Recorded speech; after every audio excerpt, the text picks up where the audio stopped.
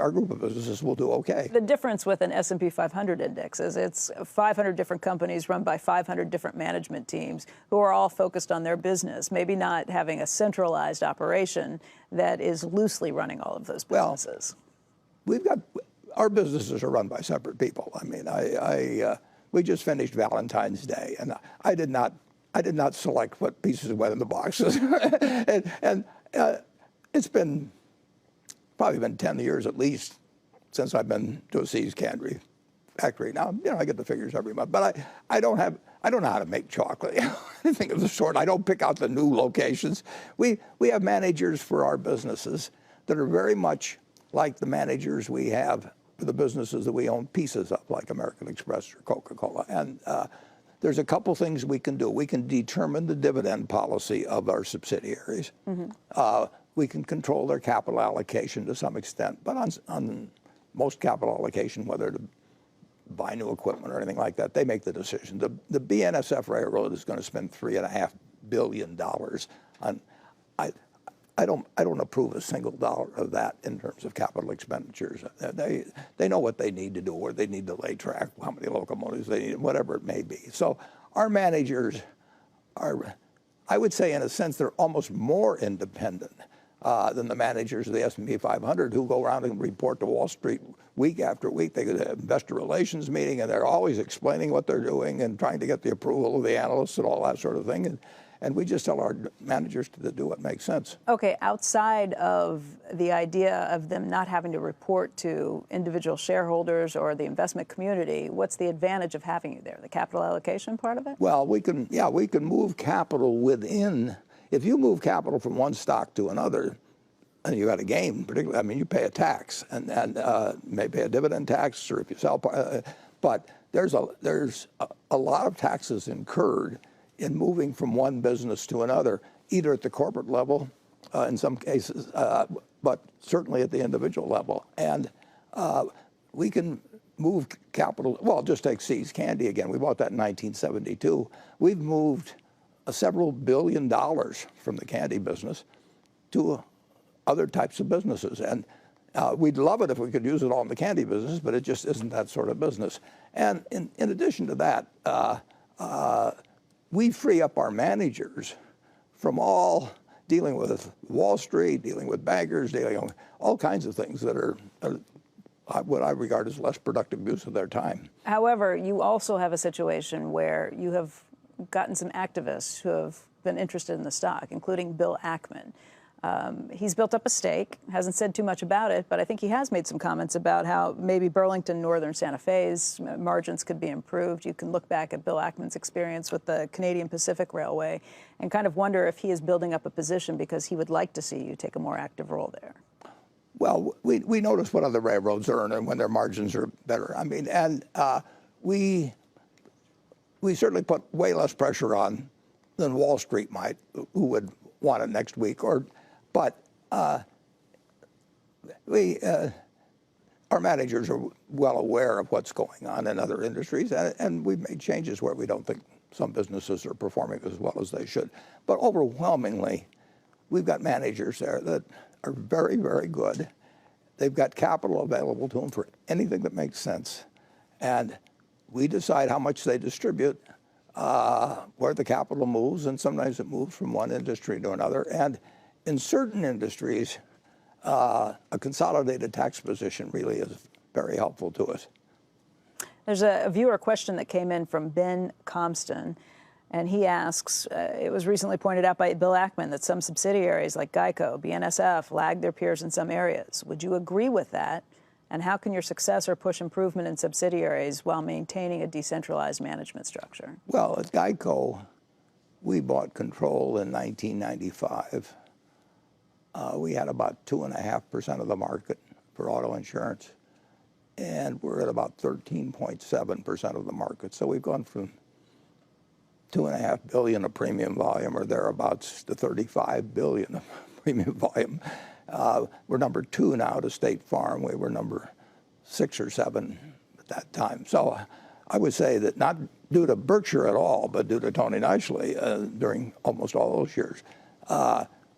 Geico's been the envy of every other company in the auto insurance business, except for Progressive, but they've done a good job too.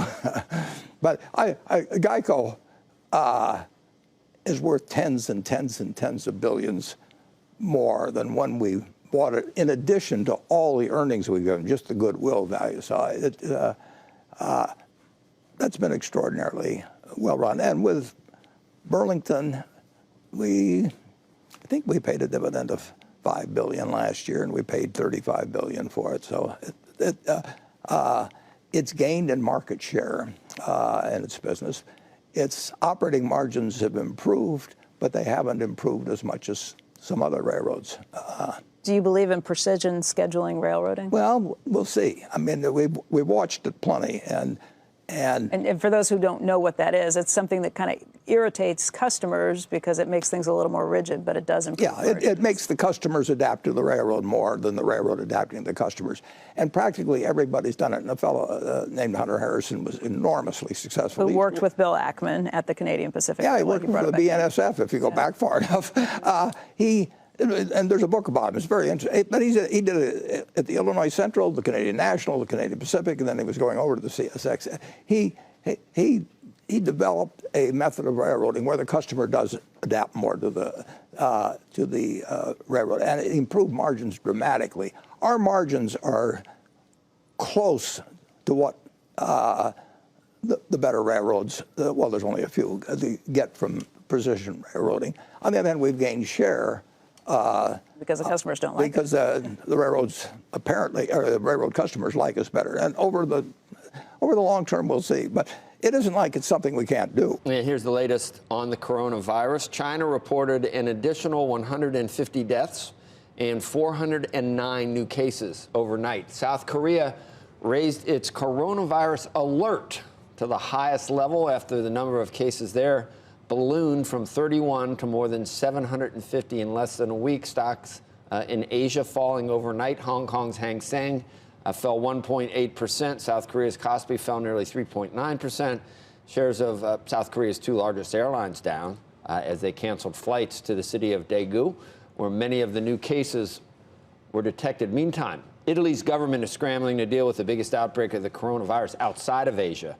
Stocks there were lower overnight. The government placed at least 10 towns in northern Italy under quarantine and canceled the last few days of the Venice Carnival. Elsewhere in Italy, schools, museums, universities, and cinemas were closed, and major soccer matches were canceled. At this point, I mean, Boris Johnson out earlier today, Andrew, saying that the risk to UK citizens just over there remains low. I would say that our officials would say that here too. The risk to the U.S. citizens remains low. But there's a significant difference between supply chain disruption slowing dozens and dozens and actually hundreds of companies. Absolutely. And that's dampening global growth.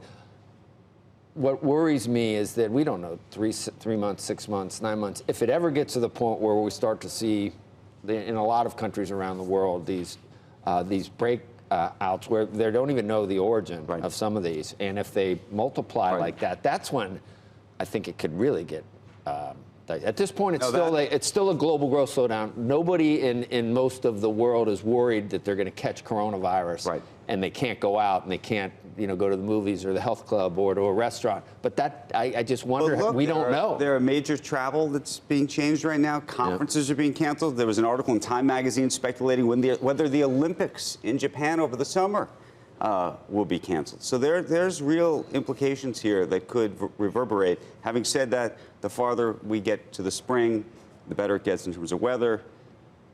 There's a whole sort of view about how the flu, I was looking at some of Jim's tweets earlier. If you go too far with the fear and the panic, you're accused of one thing. If you don't go far enough, you're accused of the other thing. So we really just need to sit here and each day report on the facts and try to remain detached. But there's something about a pandemic that just is different than other black swans. It's a frightening prospect. Anyway, let's get right back to our guest of the morning.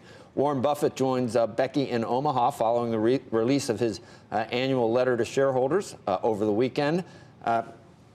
I mean, Becky, you took a plane. I mean, it's in the back of our minds, is it not? Did? It's just in the back. There's no way. And the risks are low. So it goes back to 1918. It goes back to 1980. You know, if you look at the numbers of what happened in that pandemic when it came around the globe, up to 50 million people were killed in that. It was a third of the planet's population that was infected. It was 500 million people that were infected at that point. 675,000 Americans died at that point. So inevitably, your mind kind of goes back to what's happened in the past, because as humans, we always look back to history to try and predict the future. It doesn't always work. It's not always prophetic, but it does give you something of what to kind of play out if this were to get worse and worse. Now, Andrew brought up the idea that it's warm weather. We're approaching spring in a lot of parts of the country, or a lot of parts of the planet. That may be good news. We just don't know if this time around, if this is one of those viruses that does die off in warmer weather. Wait and see and kind of hope. Yeah, actually, I think this, from what I've heard from people that know a lot more about viruses than I do, that unfortunately this will make it through the summer, and in terms of having a vaccine, it's a long ways off. So. You've got, it is scary stuff. I don't think it should affect what you do in stocks, but in terms of the human race, it's scary stuff when you have a pandemic. Yeah, I guess this one's particularly frightening because it's new. So there's no natural immunity that's built up in any of the populations, and you wonder what happens, particularly in areas where there's not the same healthcare structure that we have in America or in some of the developed nations. I guess that's a big part of the question too. Yeah. And well, I think about it in terms of our annual meeting. I mean, which is May 2nd. I mean, it could very well affect, by that time, it could affect. We got questions from viewers asking just that. Will the annual meeting be any different this year, particularly because you have a large Chinese contingency of shareholders who come here for that? Yeah, and that certainly will be affected.